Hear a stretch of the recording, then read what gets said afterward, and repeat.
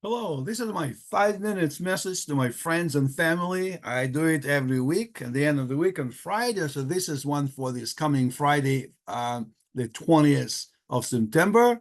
The Torah portion will be Ki Tetze, when you come to land of Israel. And of course, every parsha, every portion is filled and stuffed, zip file with a lot of information. I'll just pick one. And the point of this message is, how is a 3,300 years ago Torah relevant to today? Is it just archaic?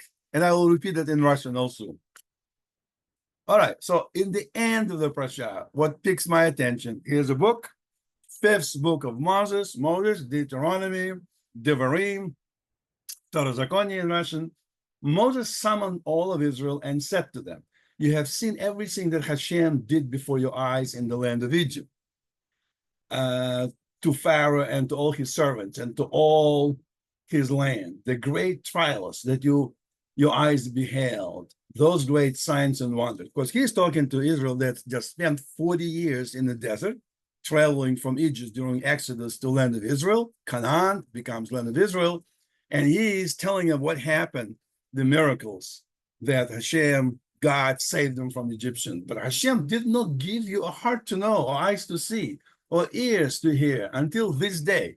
In other words, 40 years still didn't refine you fully. When you have a slave mentality, it's very difficult to completely set it off. So a new generation is coming to Israel. Most of the people during Exodus died in the desert. Only those who are below 20 and below years old, by now they're at 60, and newborns at 40 years before that, they're coming to Israel. So I led you for 40 years in the wilderness. Your garments didn't wear out from you, and your shoe did not wear out from on your foot. Bread you did not eat, and wine on intoxication you did not drink, because it was manna. Manna was falling from the ground, from the sky, so that you would know that I am Hashem, your God. Then, when you arrived in this place, and Sihon, king of Heshbon, Og, king of Bashan, went out towards us to battle, and we smote them.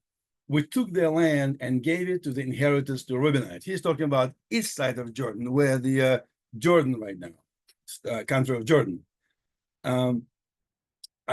You shall observe the words of this covenant, and you shall perform them, so that you will succeed in all that you do. How is it relevant today? Today, people on all sides, Israel is united, becoming more and more united, especially after the events of October 7th.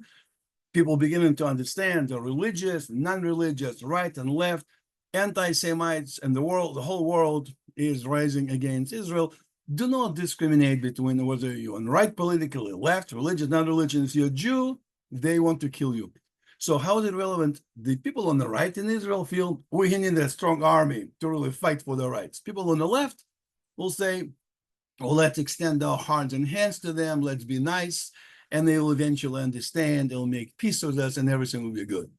So people are relying on power or words of persuasion, but Torah says, go by the Torah. It says, you shall observe the words of this covenant, and you shall perform them, so that you will succeed. That will make you succeed. Torah. Torah doesn't mean you shouldn't have an army.